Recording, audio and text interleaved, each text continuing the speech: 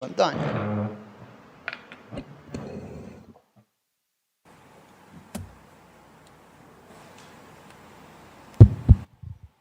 Boa noite a todos.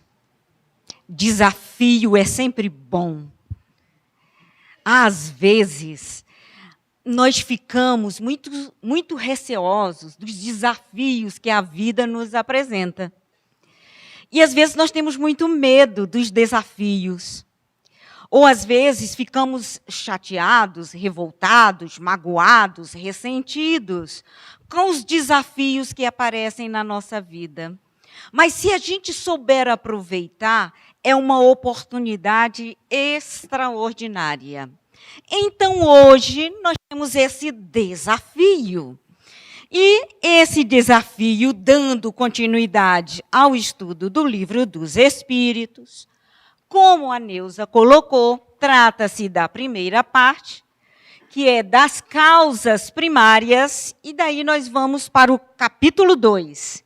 E o capítulo 2, ele trata dos elementos gerais do universo.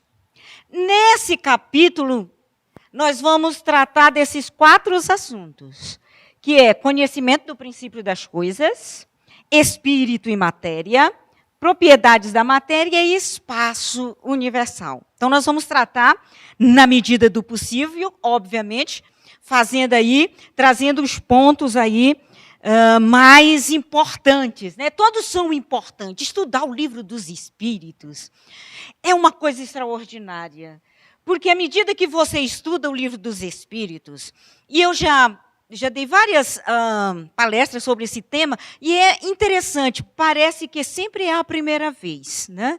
Então, o estudo do Livro dos Espíritos, das questões, a gente deve fazer e deve sempre voltar a essas questões. Quando a gente volta a essas questões, a gente percebe que no meio desses nossos estudos ficou faltando alguma coisa. A gente sempre aprende um pouquinho mais.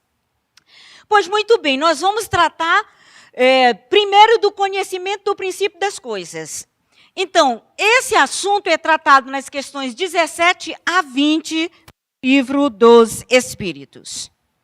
Questão 17 do Livro dos Espíritos. É dado ao homem conhecer o princípio das coisas? Aí os amigos espirituais respondem a Kardec: não, Deus não permite que ao homem tudo seja revelado neste mundo. Isso dá uma angústia, né? Quando os espíritos falaram assim, quando eu li pela primeira vez, ele disse, não? Como assim não? E a ciência? E aí, como é que como não é dado ao homem conhecer o princípio das coisas?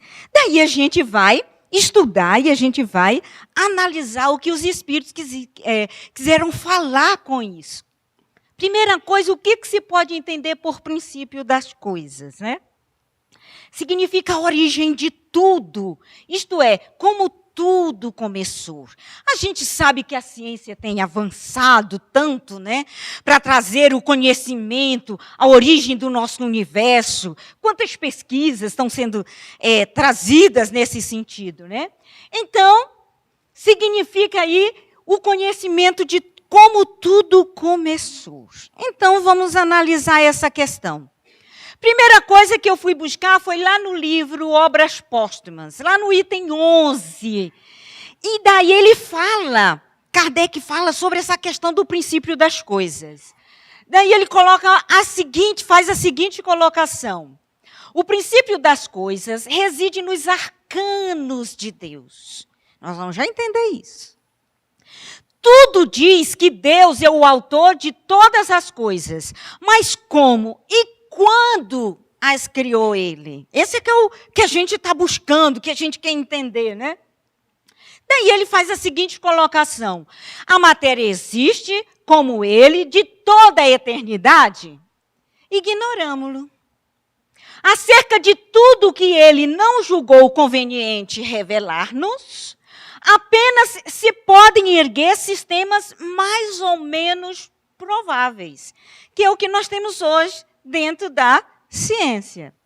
Dos efeitos que observamos, podemos remontar a algumas causas.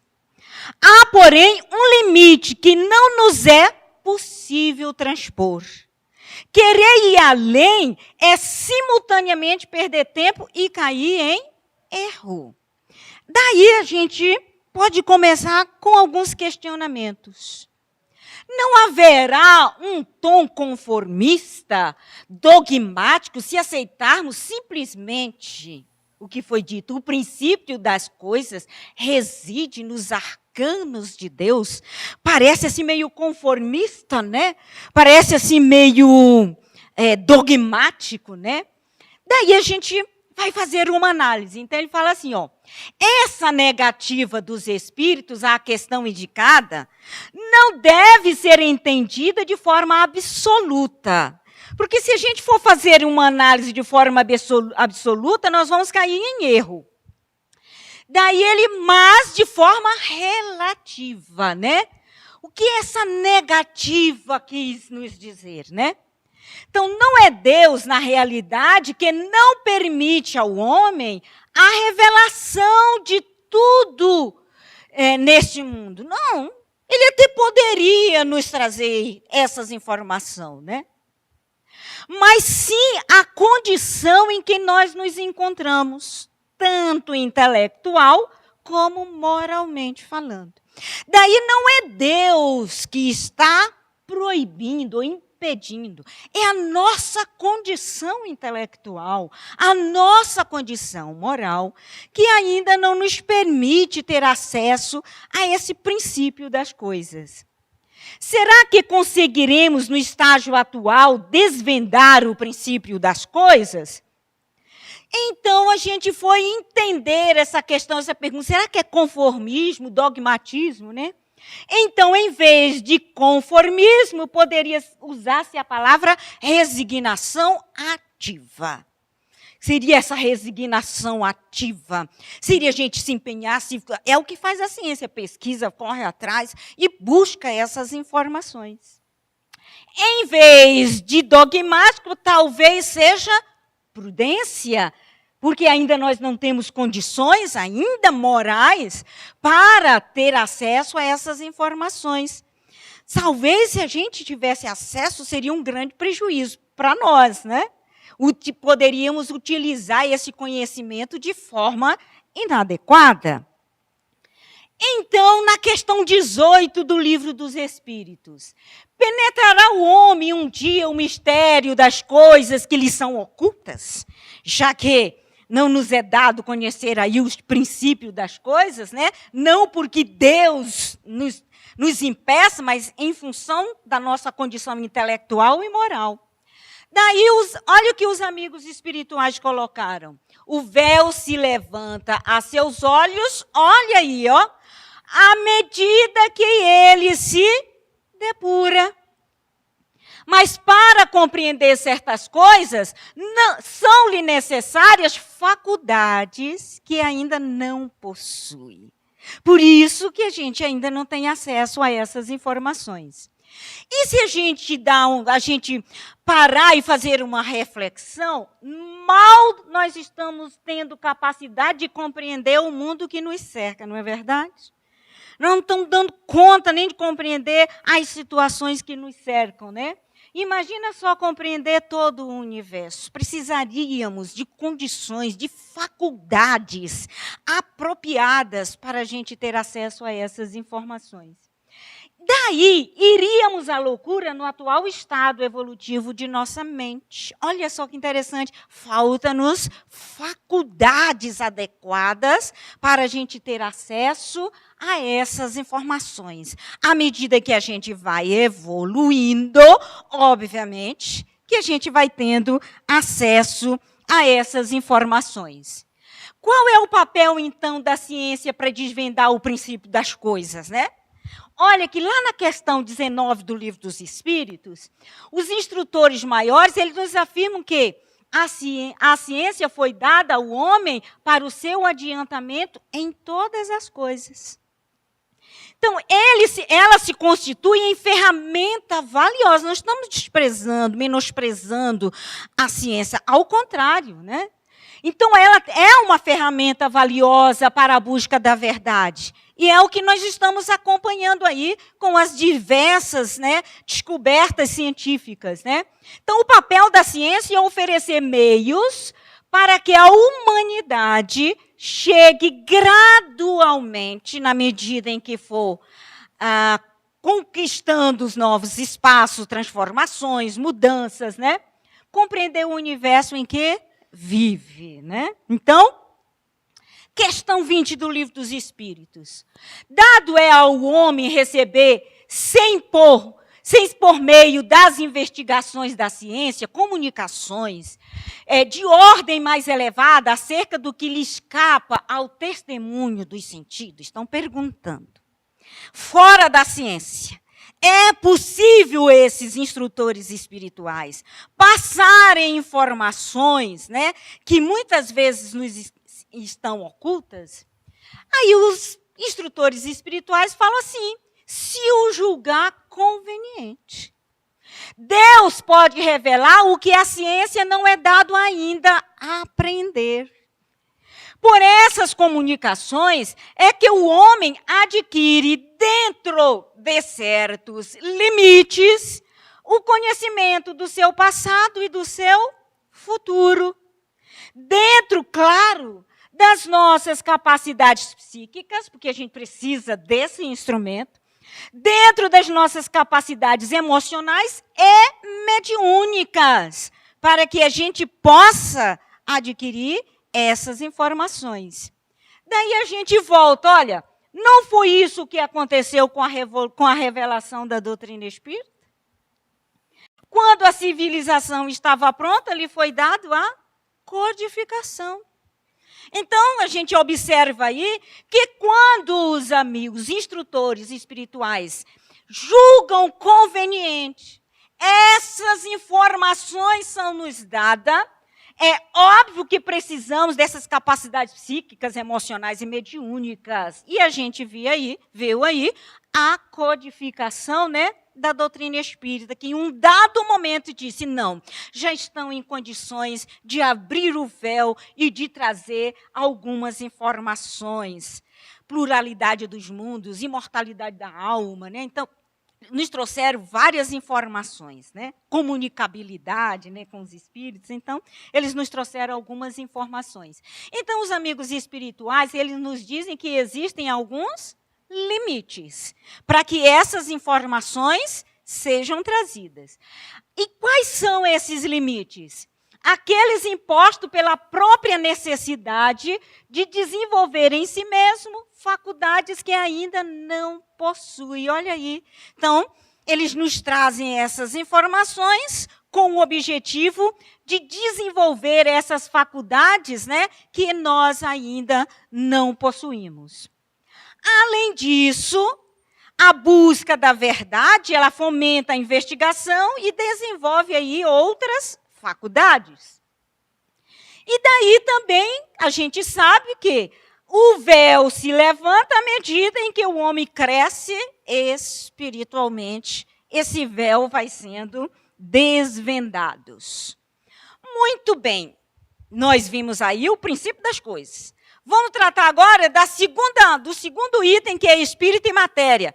Esse assunto é tratado nas questões 21 a 27 do Livro dos Espíritos. Questão 21 do Livro dos Espíritos. A matéria existe desde toda a eternidade como Deus? Ou foi criada por Ele em dado momento? Olha a resposta interessante dos instrutores. Só Deus o sabe. Há uma coisa, todavia, que a razão vos deve indicar. É que Deus, modelo de amor e caridade, nunca esteve inativo. Então, a gente lembra de Jesus quando ele disse: eu trabalho e meu Pai também trabalha, até hoje, né? Então, não tem descanso, como a gente imagina, continuamos trabalhando lá no mundo espiritual, né?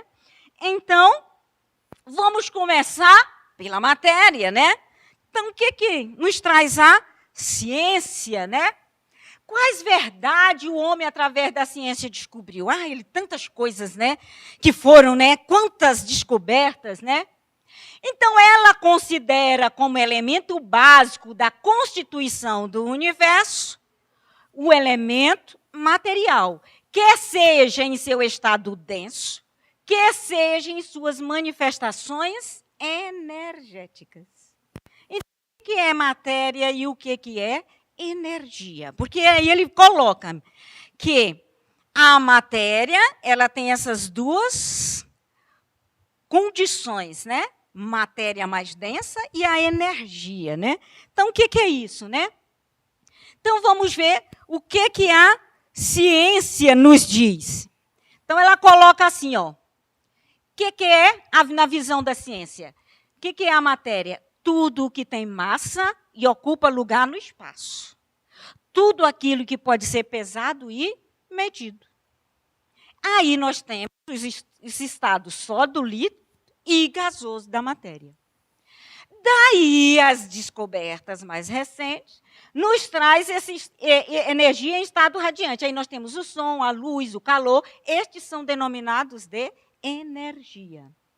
E dentro da ciência, eles nos trazem algumas propriedades da matéria, como extensão, impenetrabilidade, compressibilidade, elasticidade, divisibilidade, indestrutibilidade e inércia. Obviamente, dentro do ponto de vista da ciência, né? Experimentos modernos, entretanto, constataram que tanto a matéria pode ser transformada em energia, quanto a energia pode se transformar em matéria. Isso demonstra o quê? Que a matéria não é, em sua essência, algo tão sólido como a gente pensava, né? E denso como nos 5 sentidos nos fazem pensar. Então, ela tem que ser algo muito mais sutil e dinâmico.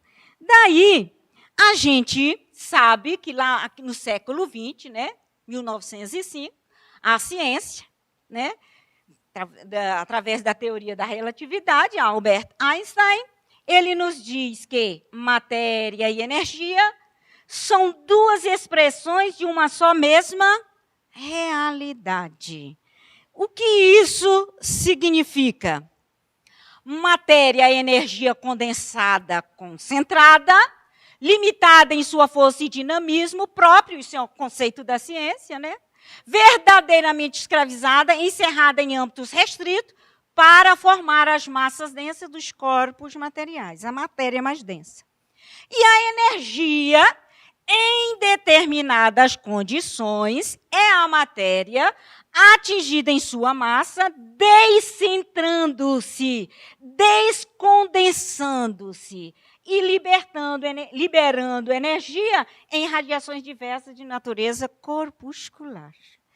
Então, matéria e energia são duas faces, né, da mesma moeda.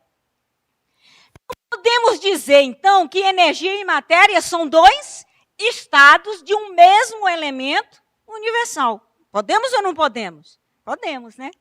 Então, o Espiritismo ele fornece aí uma informação que se encaixa perfeitamente a isso, ao dizer que toda a matéria que conhecemos, ela decorre de um elemento primitivo.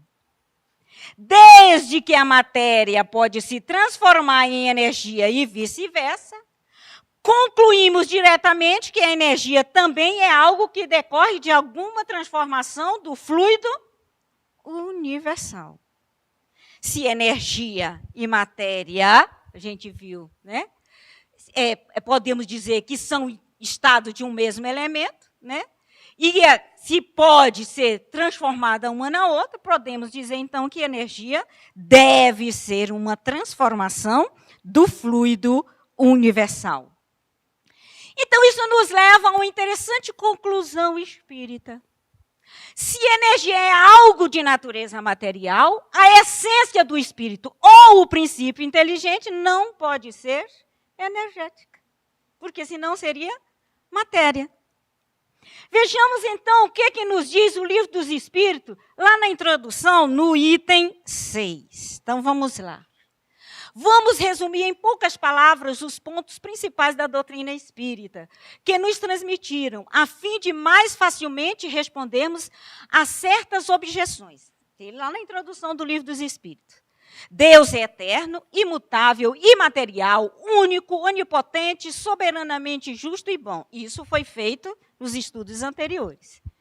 Então, criou o céu, o universo, abrange todos os seres animados, inanimados, materiais e imateriais. Os seres materiais constituem o mundo visível ou corpóreo. E os seres imateriais, o mundo invisível ou espírito, isto é, dos espíritos. Pode-se observar que existem seres materiais e imateriais, os espíritos. Os espíritos, portanto, não são matéria.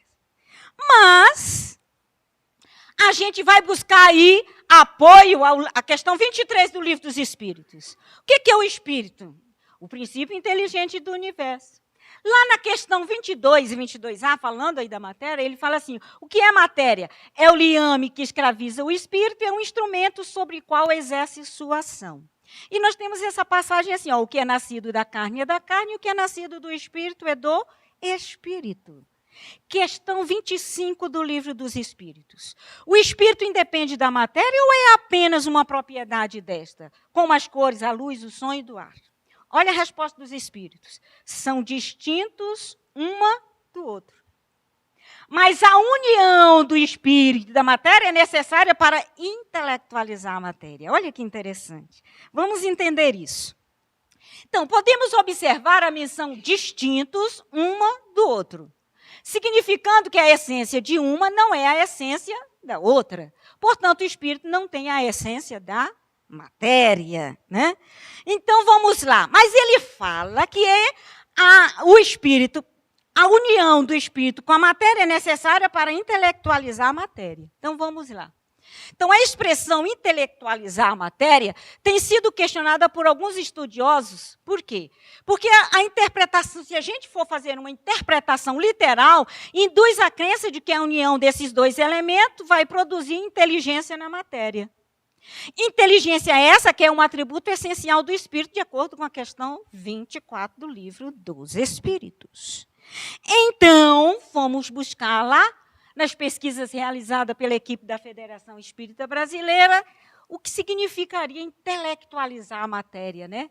Relaciona-se à capacidade ou habilidade de o princípio inteligente conhecer ou compreender a matéria e, quando em contato com ela, imprime-lhe ajustes e organizações tantas quantas forem necessárias.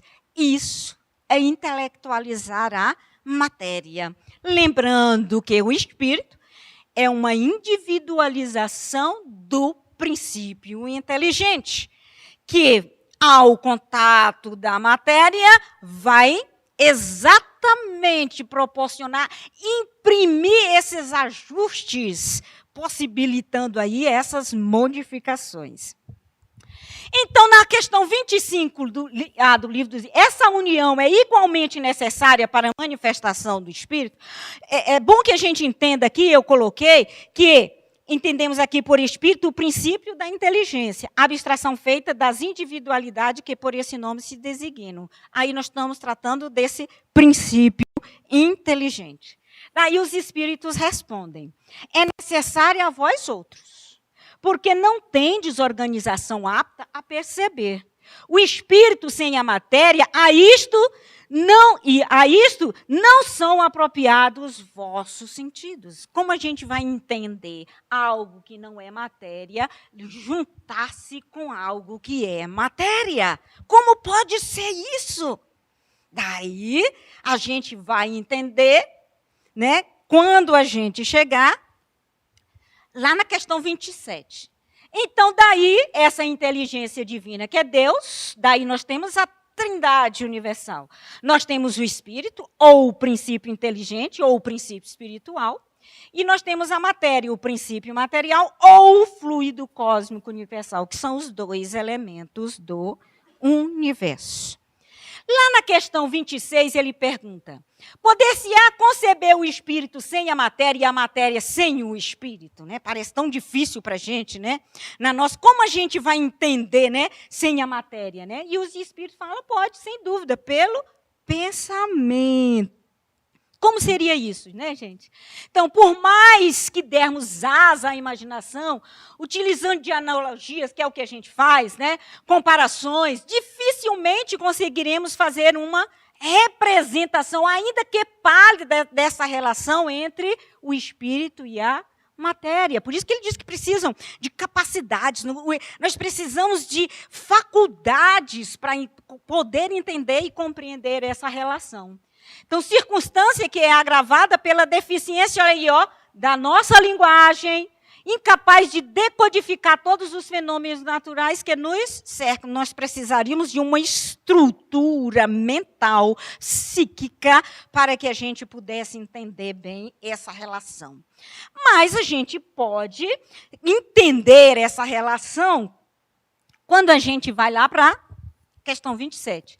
Então, não é preciso ir muito longe. Basta as dificuldades que temos em torno da compreensão da própria matéria que tange o nosso sentido. Já é difícil compreender, né, essa transformação, essa modificação. Então, vejamos o que Emmanuel tem a nos dizer a respeito das noções de física conhecida pelos homens, né? Que a gente acha que entende, que sabe, né?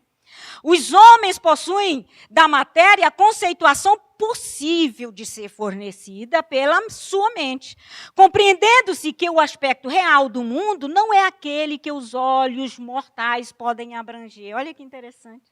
Porquanto as percepções humanas estão condicionadas ao plano sensorial. Então, como nós vamos entender e compreender? Sem o que o homem consiga ultrapassar o domínio de determinadas vibrações, em razão da exiguidade de seus próprios 5 sentidos. Que para nós já é muito, né? Mas em relação a esse conhecimento, a essa verdade maior, nossos 5 sentidos são muito limitados para que a gente possa obter essas informações. Segundo os Espíritos, na questão 27 do Livro dos Espíritos, existem 2 princípios gerais. Um elemento primitivo material, que a gente já viu, que é o fluido universal, o fluido cósmico universal, do qual decorre tudo o que chamamos de matéria, e um princípio inteligente do qual se individualizam os espíritos. Então, pergunta 27 do Livro dos Espíritos. Há, então, 2 elementos gerais do universo, a matéria e o espírito? E os espíritos respondem que sim, é, acima de tudo, Deus. É intermediando esses dois elementos, que é o espírito e a matéria, nós temos o fluido cósmico universal. Daí fica mais fácil entendermos essa ligação do espírito com a matéria, porque nós temos esse intermediário aí que, passando por várias transformações, e o perispírito é uma das modificações do fluido cósmico universal, daí o perispírito, ele faz essa conexão espírito e matéria, porque ele tem uma parte densa e uma parte mais sutil. Daí faz essa ligação. Daí os amigos espirituais dizem que isso constitui o princípio de tudo o que existe no universo. É isso aí. Se tirarmos Deus e Espírito, tudo o que resta é matéria, né? Então, fluido cósmico universal, quem é, né? É o elemento primitivo, primordial, que passando por modificações, transformações, vai chegar até os elementos químicos da nossa tabela periódica que nós conhecemos, lá na química, né? Daí, dessas modificações, transformações, nós vamos ter variedade de corpos da natureza. Então, seria esse fluido que designamos por eletricidade, na 27A. Dissemos que ele é suscetível de inumeráveis combinações, que chamais fluido elétrico, fluido magnético, são modificações desse fluido cósmico universal. É apenas uma transformação. Daí o Espiritismo ensina que há dois elementos gerais criados por Deus, espírito e matéria. Daí nós temos a trindade, que nós chamamos, né? Que é Deus, espírito e matéria. O espírito e a matéria são os dois elementos gerais aí do universo. Na questão 28, nós temos o seguinte: pois que o espírito é em si alguma coisa, não seria mais exato e menos sujeito à confusão dar aos dois elementos gerais as designações de matéria inerte e matéria inteligente? Kardec ia perguntando, ia interrogando os espíritos. Você falou de matéria e você falou das transformações que essa matéria vem, passa, né? E nós temos o espírito, o elemento inteligente do universo. Não seria mais exato dizer matéria inerte e matéria inteligente? Daí ele quis colocar o quê? Que então o espírito seria matéria, né? Então as palavras pouco nos importam. Compete-vos a vós formular a vossa linguagem de maneira a vos entenderdes. Daí utilizou-se para que a gente pudesse entender, porque as coisas espirituais elas são muito abstratas. E nós precisamos de coisas sensoriais, sentidos, né? Ter o sentido, né? Palpável, né? Então fica difícil a gente entender. Então, as vossas controvérsias provêm quase sempre de não vos entender acerca dos termos que empregais. Por ser incompleta a vossa linguagem para exprimir o que não vos fere os sentidos. Chamem do que quiser, né? O que ele colocou. Porém, a gente viu, né? Em função de que são dois elementos gerais, o espírito e a matéria. Então, agora nós vamos ver as propriedades da matéria, que é a questão 29 a 34 do livro dos Espíritos. Então, vamos começar. A ponderabilidade é um atributo essencial da matéria? Aí, ponderabilidade, o que é, né, gente? É a possibilidade que se tem de pesar, medir ou quantificar um objeto material qualquer.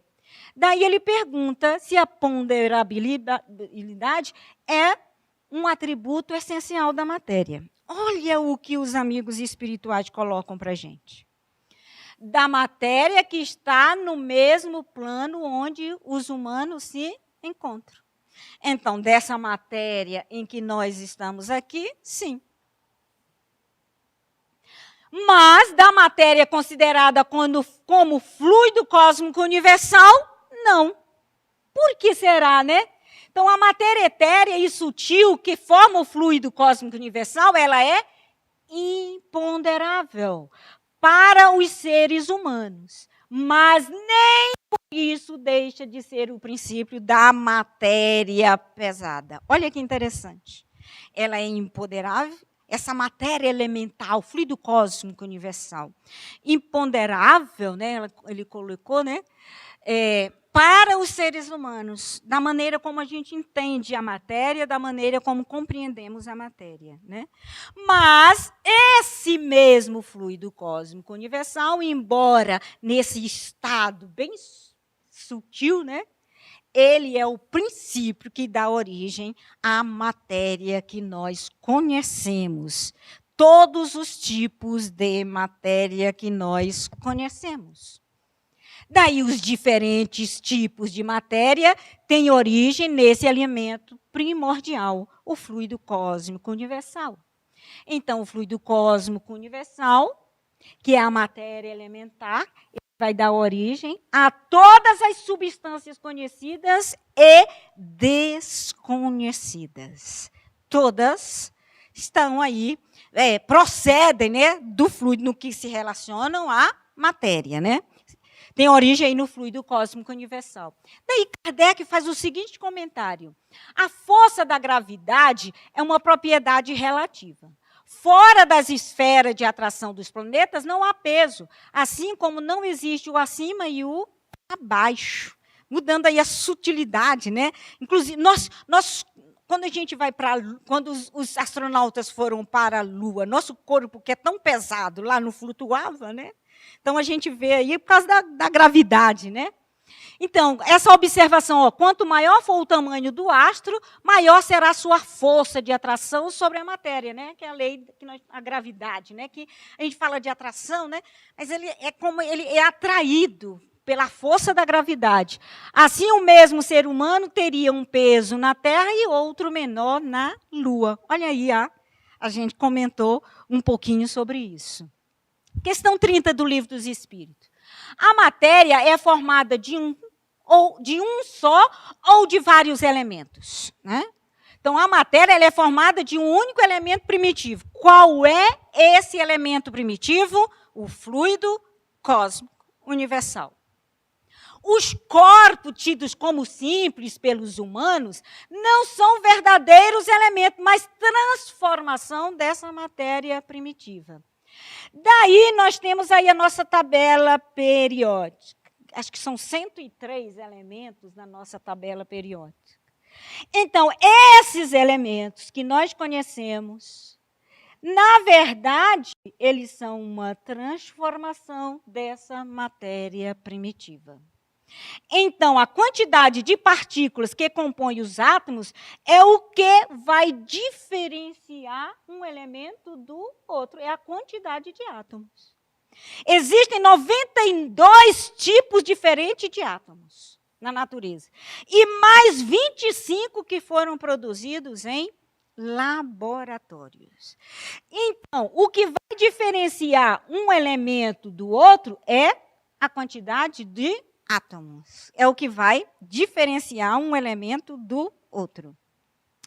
Então, as diversas propriedades da matéria são modificações que as moléculas elementares sofrem por meio de sua união em certas circunstâncias. Então, nós temos o fluido cósmico universal, que em certas circunstâncias, sobre essas forças, a gravidade, coesão, afinidade, atração, o som, pressão, calor, luz, eletricidade ativa, ondas magnéticas, com efeito de determinadas forças, determinadas circunstâncias, vão formar esses elementos, os átomos, como nós conhecemos.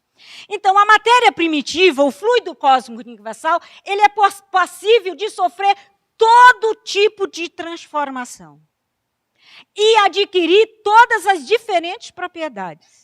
Então, daí afirmam os espíritos da codificação. Isso é o que deve se entender quando dizemos que tudo está em tudo. A afirmação constatada pela ciência, pela teoria de tudo. Olha só que interessante. Então, nós temos aí o fluido cósmico universal, passando por transformação. Nessa transformação, nós temos o hidrogênio, né? Então, é um elemento químico, lá daquela nossa tabela, com o número atômico 1. Né? Então, o átomo primordial da matéria planetária, o hidrogênio. Então, a partir desse fluido, origina todos os elementos no mecanismo evolutivo aí da matéria. De onde se originam as diferentes propriedades da matéria? A gente viu aí, através dessas modificações. Né?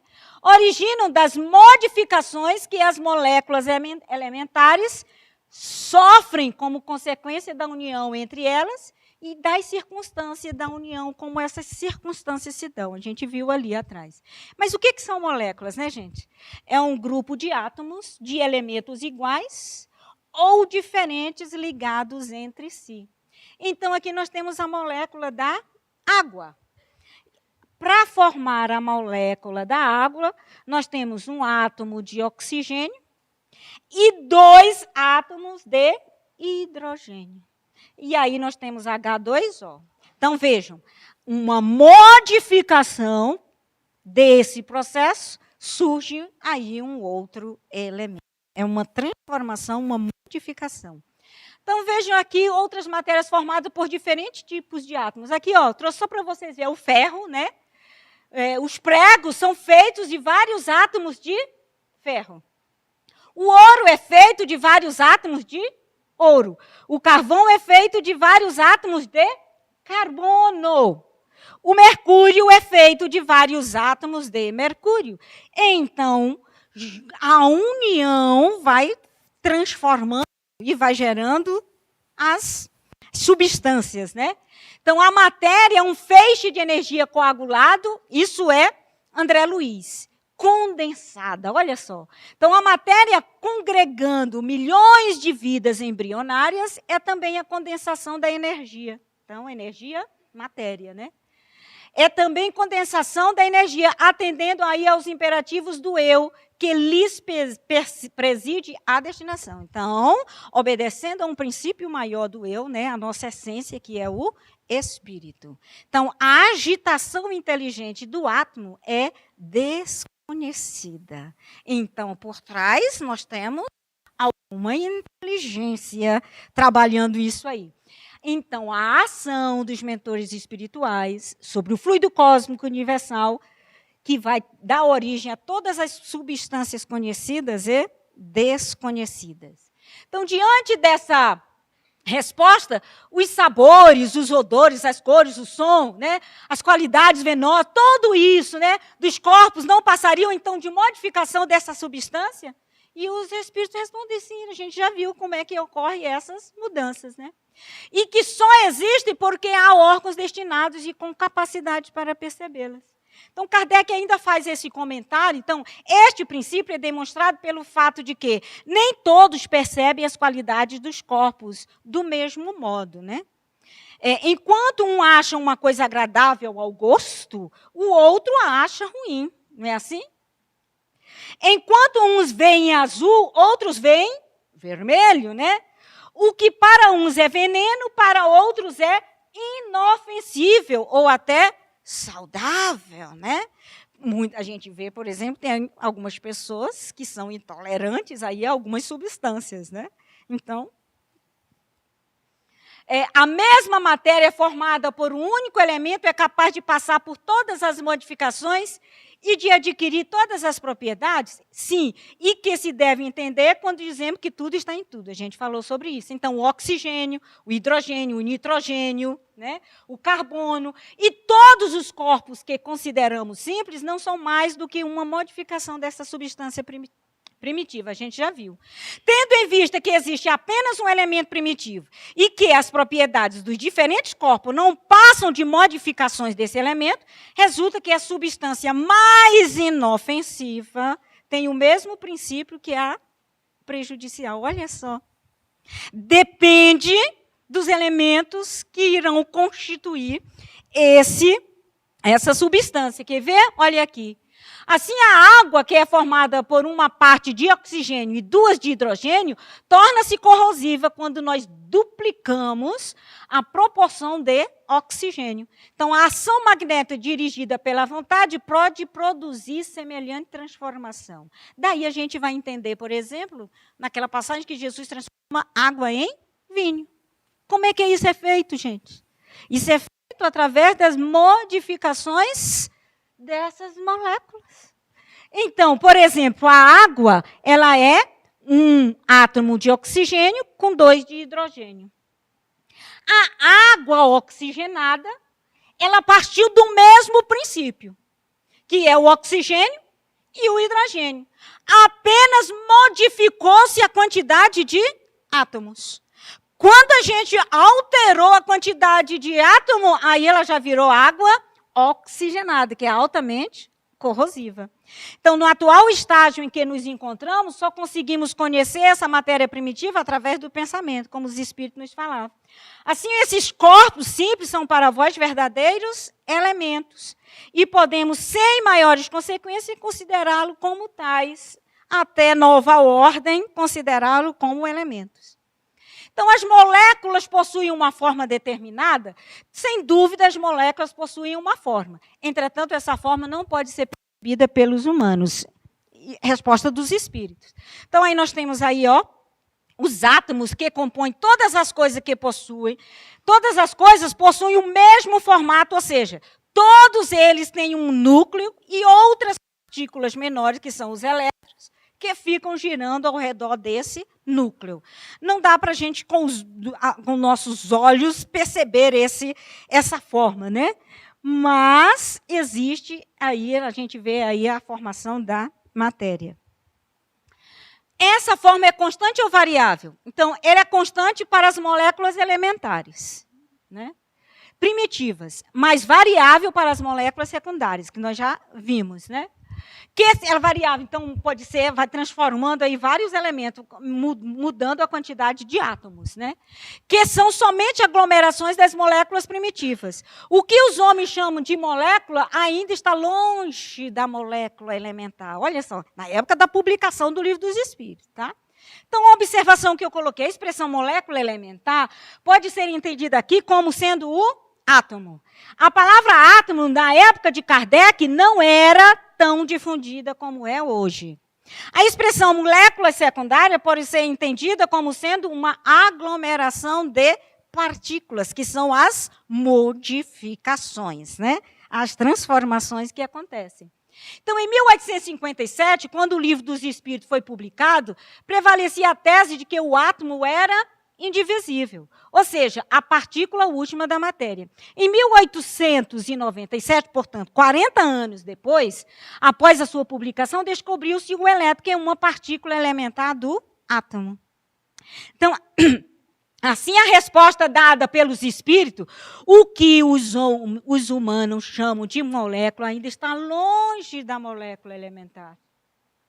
Já havia aí, já deixava antever que o átomo não era uno, mas um complexo de partículas subatômicas, que hoje a gente já sabe disso, né? Que se estruturam em números e modos diferentes, conforme cada elemento químico, os quais se combinam para dar origem a inúmeras substâncias que existem aí no universo. Nós temos aí agora as questões 35 e 36 do Livro dos Espíritos. Então, nessas questões que trata do espaço universal, nós temos o seguinte: os espíritos afirmaram a Kardec e a ciência moderna confirmou que o espaço ele é infinito. O telescópio orbital Hubble, né, detectou a existência de 139 bilhões de galáxias. Então, aí a gente pode analisar aí e perceber 139 bilhões de galáxias, né? Então, o que seria esse espaço vazio, né? Então, a ciência moderna também comprovou a informação dos espíritos oferecidas a Kardec de que não existem os chamados espaços vazios no universo.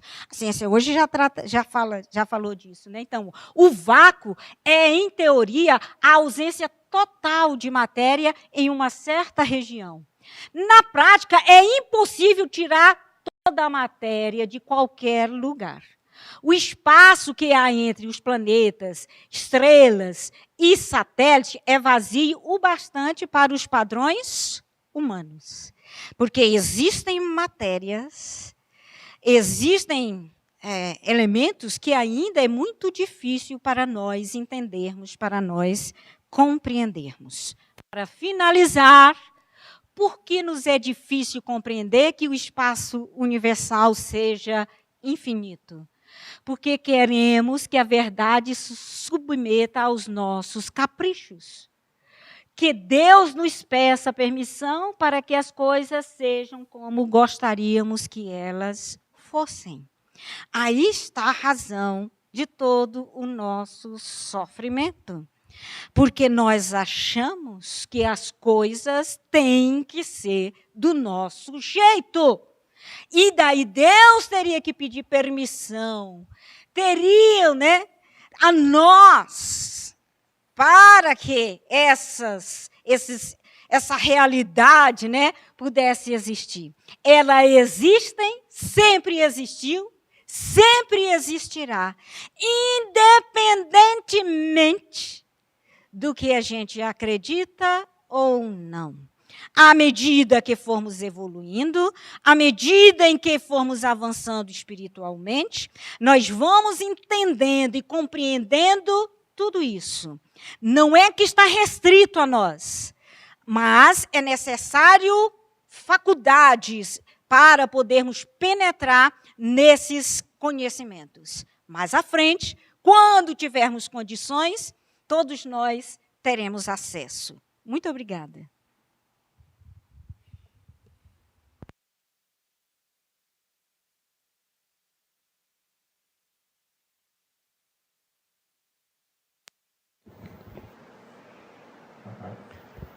Para aqueles que talvez estejam chegando ou que não estão muito familiarizadas com o estudo da doutrina, pode achar meio esquisita a nossa aula de hoje, né, Antônio? É bom a gente falar sobre isso.